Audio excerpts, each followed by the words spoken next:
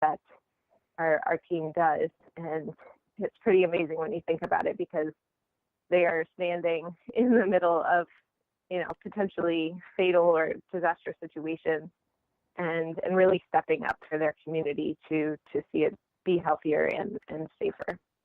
Yeah, that's incredible. I'll put a link to that documentary up in our show notes, so I encourage our listeners to go look at that documentary as well. You mentioned that you're in other countries as well. What, if any, is the relationship between the kind of violence that you see in the U.S. and the kind of violence that you see in the other countries that you're working in?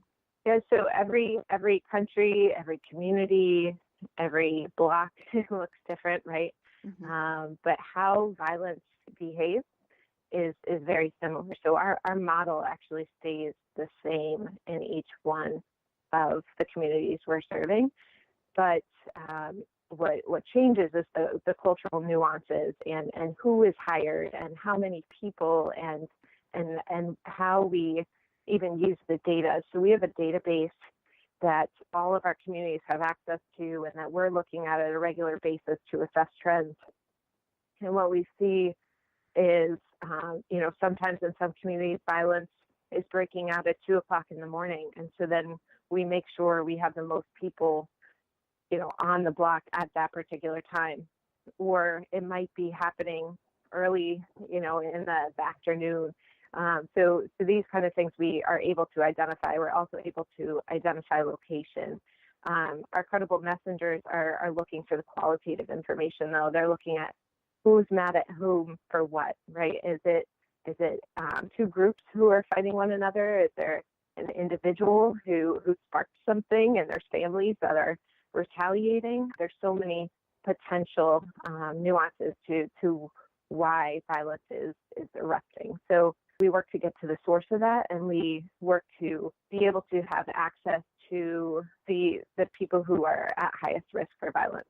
And the only predictor for violence is previous exposure to violence. And so what we try to identify is who's at risk based on, their past life situations, who they're surrounded by, and the likelihood of them engaging in further activity, and then making sure that, essentially we squash that violence. And the idea is to get to zero, so zero homicides, zero shootings, and sustain that. So then, oftentimes violence is happening in incredibly under-resourced communities. And so how do we make sure that when violence goes down, that now opportunities can start coming into these spaces, and specifically for individuals who are at high risk or vulnerable for violence. I wanted to ask you, Shannon, about, you had said the third step in your program is to change social norms. Can you tell us a little bit about how you do that? That sounds really complicated and difficult. Right.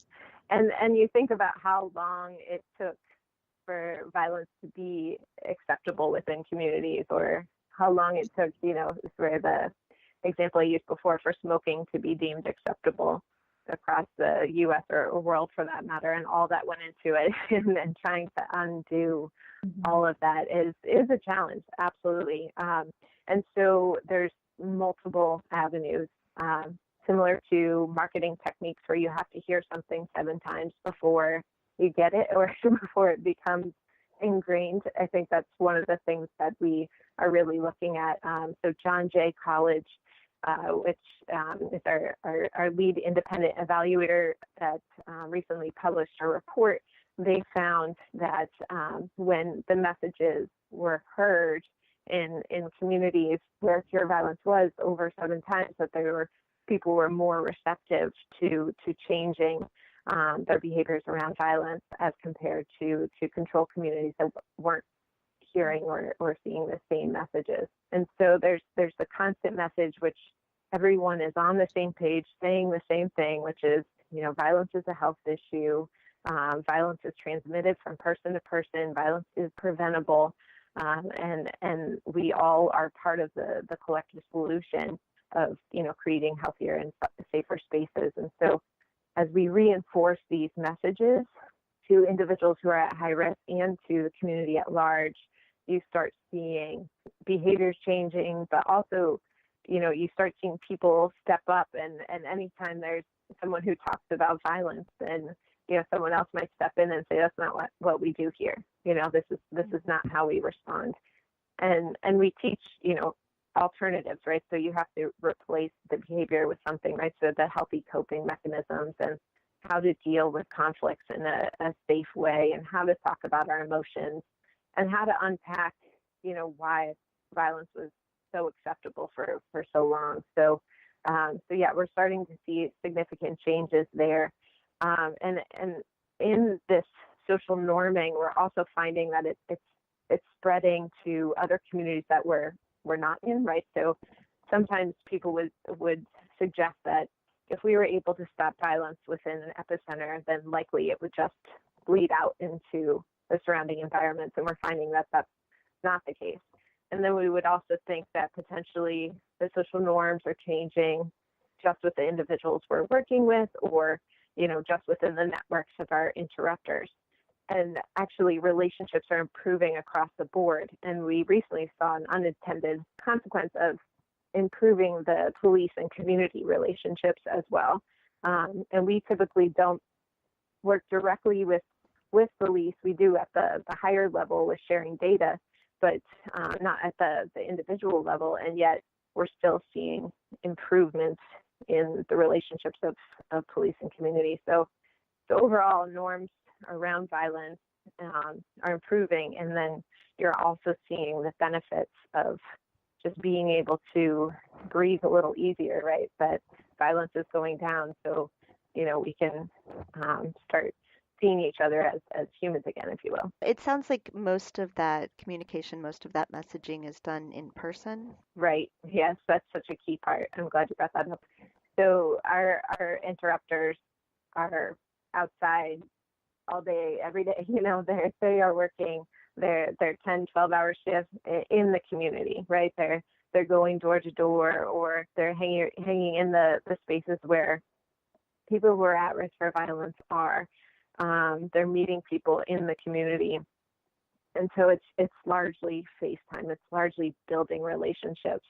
There'll be, text message conversations here and there, I'm sure, but it's much different than often work environments where people are emailing 9 hours a day. It doesn't look like that at all, right? It's people who are getting FaceTime and building that relationship and rapport. So one study saw that in order to reduce violence, or the likelihood of someone engaging in violence, was reduced significantly with the presence of one caring adult. And so our interrupters have really been that person for so many of these individuals that are involved in violence. And so yeah, we're seeing a lot of times just the need to sort of build relationship and have FaceTime, and to have somebody who gets it and who is around and who is from the neighborhood, and that's a respected source. So one thing we always want to focus on is how our listeners can get involved in these efforts, how they can help you, can they donate money? How else can they get involved in helping with what you're doing?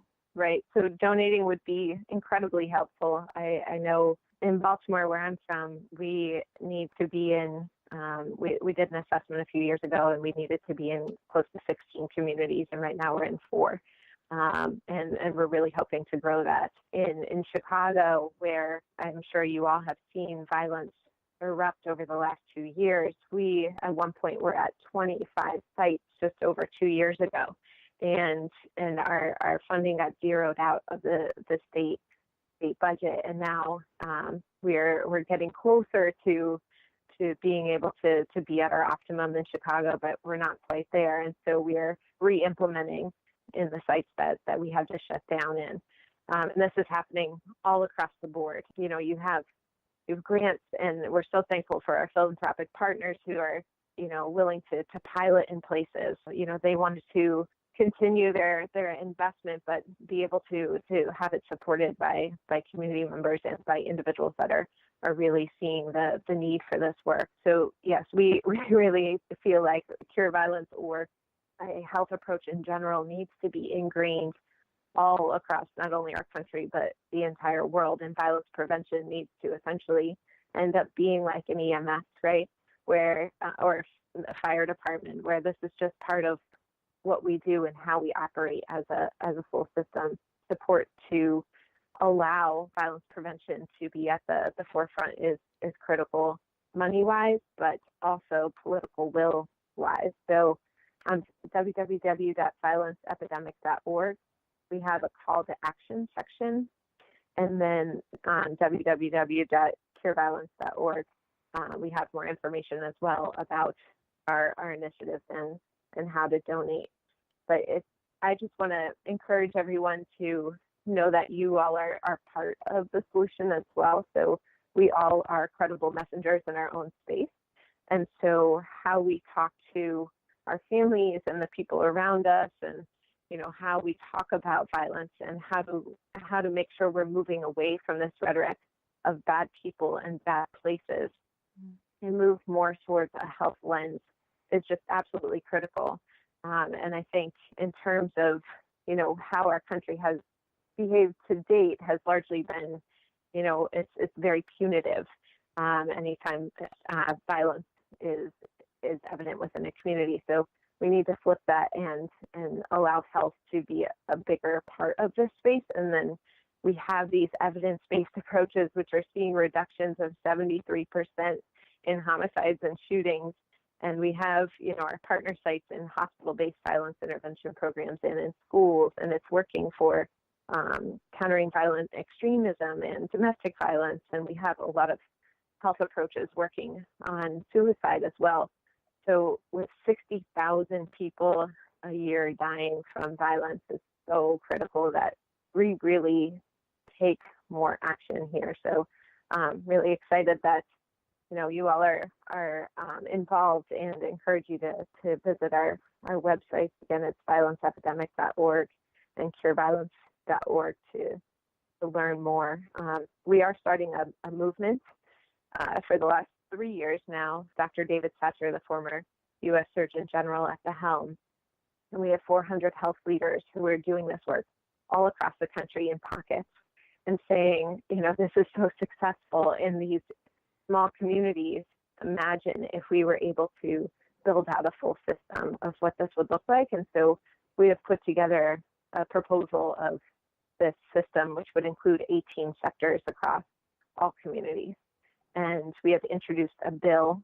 It's a $1 billion bill that would go through the Centers for Disease Control. It's House Bill 2757, which was introduced a few months ago by Congressman Mike Quigley. And the idea is that communities that are experiencing violence would be able to coordinate with all of the sectors in their community, and everyone would be held accountable for violence prevention. And we would have all of the data speaking to each other, and we would make sure that we are truly working with those that are at highest risk, and that we are moving together towards the common goal of reducing violence and inevitably or eventually getting to zero and eradicating the epidemic. So lots of ways to get involved. Definitely visit the website. Donations would be a huge help. I would also suggest we have a monthly webinar, which is an introduction to our model, and that outlines all of the data and the results, but also goes deeper into our 3-part model and how we go about hiring, and what we provide as Cure Violence to all of our sites across the world. And if you're interested in having a model locally or at the statewide level, which New York has close to 20 sites just in the city, and then another close to 15 across the rest of the state.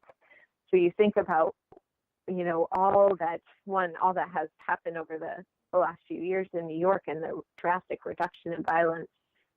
We've seen 63% drop in shootings in our New York site. So obviously that contributes to New York's latest plug as the safest city in America. But also, it's getting to the point where violence isn't acceptable, and that, health is playing a much bigger role And the mayor's office is stepping up and taking more ownership over this. And